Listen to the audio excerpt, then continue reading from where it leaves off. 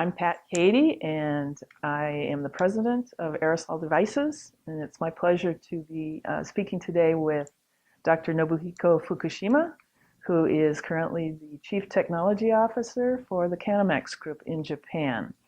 And Dr. Fukushima and I have known each other for a very, very long time, since about 1978, when we both started working for instrumentation companies. I was with TSI, and he's been with Canamex. And we worked together for a short period of time on a project together. So it's my pleasure today to be able to learn more about his history in aerosol instrumentation. So, Dr. Fukushima, please begin by telling us how it is that you became an aerosol scientist. Yes, and I graduated at the University of Kanazawa under the instruction of the aerosol measurement at Kanazawa at the fourth year's graduation. So I entered the Professor Eni's lab. Just we started the subject of the filtration testing to evaluate the high efficiency particulate filters. So this is just the start. Okay. Yeah. And what other factors contributed to your decision to become an aerosol scientist? To enter the Canamex is the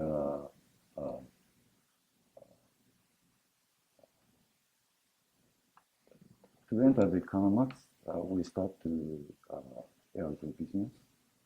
So we to choose the enter the Canamex is the most important decision. Okay. Yeah. So is there more in your educational background that contributed to the aerosol path, career path? I first graduated the University of Kanazawa in 1978, and I had a relationship with Dr. Kosaka's lab. And the 19 after entered the Canamex, we Dr. Kosaka and Dr. Eni is very good relationship each other, and the Professor Kosaka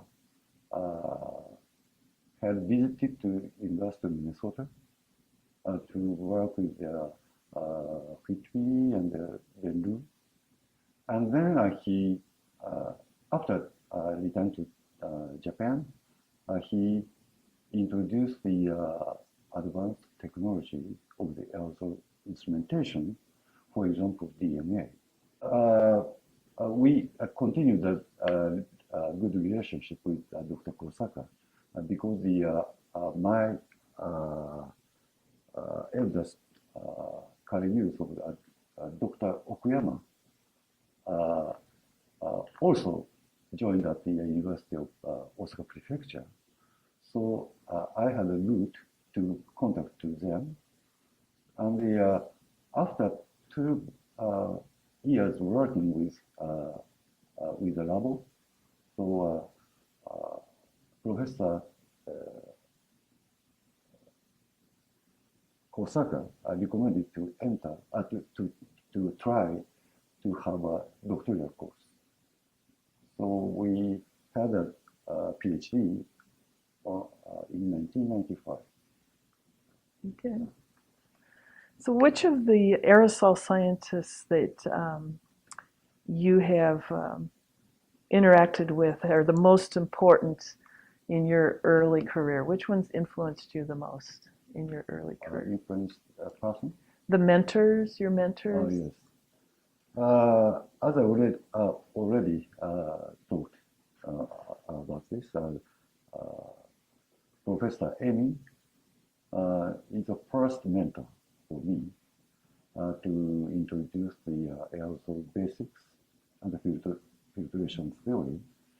And he has a good character and a very funny person. And he has always take care for the graduate students from the ME lab. And the second person is Professor Kosaka, and because he introduced to the new technologies and very close to the TSI instrument. And as you know, we have decided to develop the mixing CPC with his lab. So I think for my career, Professor Kosaka is Amy is the first person, and totally, I think Professor Kosaka's relationship is most important for me. And it's in his relationship was important because of what reason? I'm very I would like to take information from someone, but Dr. Kosaka is very close to Dr. Amy, so I am very eager to have information technologies. So we, for example, holiday on Saturday.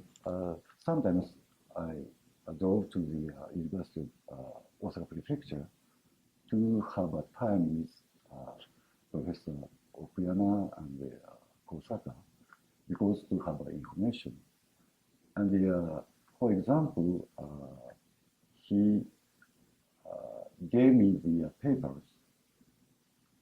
For example, I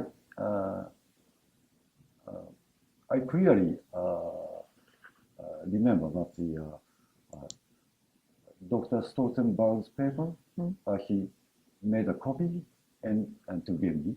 So at that time, I was very excited to learn about the technologies. Okay. So tell me a little bit about your career path. You mentioned that you started with Canamax, and so if you could just talk a little bit about your timeline and how your career has evolved. Yes, I entered the Canamax 1978, and the 1984.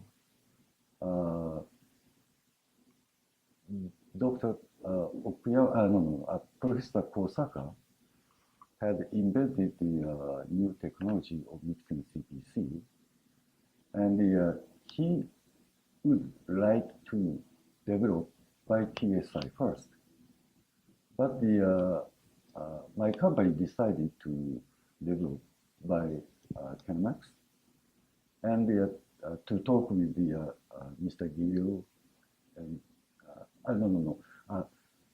At that time, TSI is also developing a clean room monitoring system. So we decided to develop each other, and the Carmax developed to mixing CPC, and the TSI have decided to develop the monitoring system itself and the optical laser particle counter. Okay, and so there's other significant aerosol instrument developments that you've been involved in. If you could talk a little bit about that, some of the pioneering instrumentation for the aerosol community. Yes, and the over 20 years ago, I had a chance to develop the aerosol particle mass spectrometer, classifier. So this is the historical story about to why the the reason that Karl Marx has developed. Dr. Ihara, who is the AIST, stayed at the NIST. So at that time, I had a chance to come to TSI, and after the week, on the weekend of the tour, I visited to Washington to meet with Dr. Ihara, and I stayed 2 nights at his apartment. So at the apartment, he recommended to his idea to classify the particles method.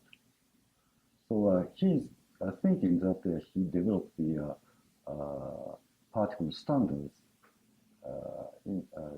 at the Japanese side. So during he's staying at the NIST and to develop the particle standards. But at that time, NIST has studied about using a DMA. So as you know, DMA has uncertainty. For example, slip correction factors are included into the DMA's mobility diameter. But he's thinking that the particles classified by mass doesn't include this kind of uncertainty. So he had developed the particle standards by mass. So he asked me that whether this principle is feasible or not. And I answered to just to start to develop each other. So we had he made a sketch of the prototype, first prototype. So I take the sketch and to develop to the mechanical drawings. So after he returned to Japan, we prepared the first prototype of the APM. And firstly, he didn't whether this APM is operated properly or not, but he found that this method is preferable and very feasible to classify particles. So we had developed several generations of the APM. So now we handle the small APM. So you've been able to be a part of the development of two significant contributions to aerosol measurement. Are there others in your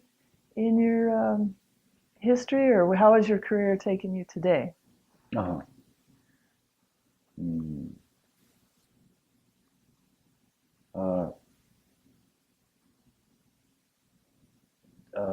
Recent in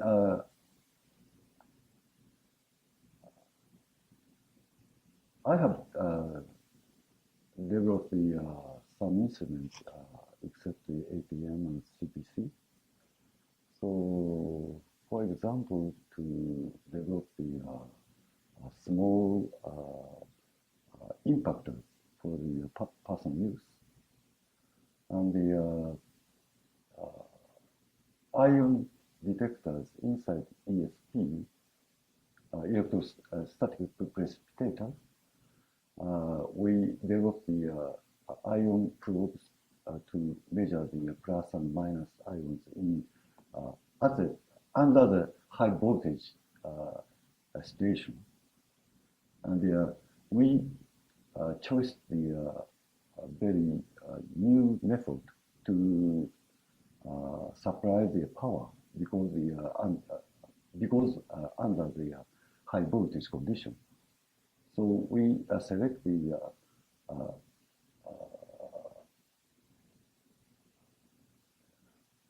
sun power, sunlight generation of the power. Solar? Solar, yeah.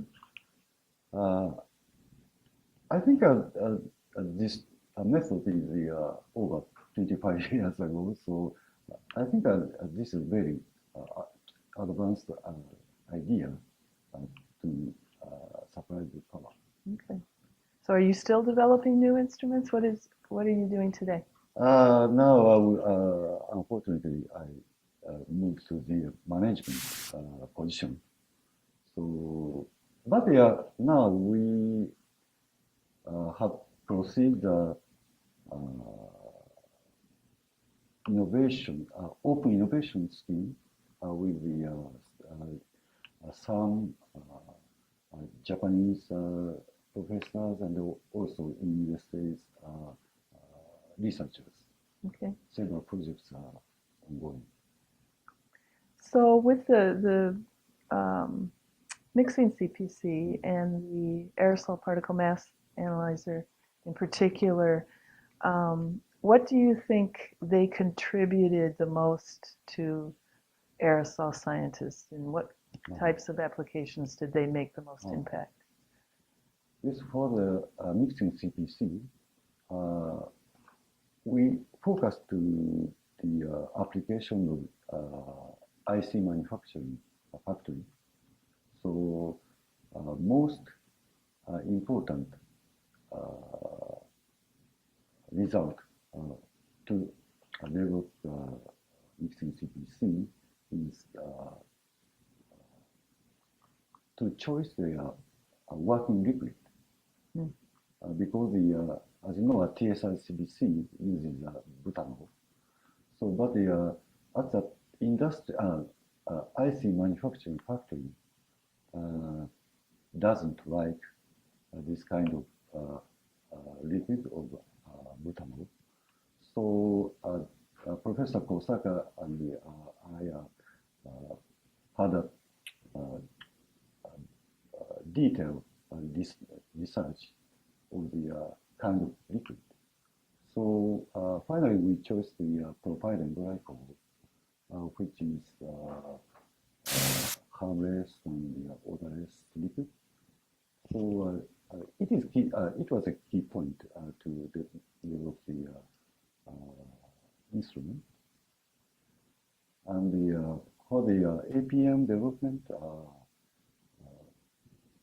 at the first stage, we easy to develop the prototype, but there are another important problem that at some condition, the particles couldn't classify the APM.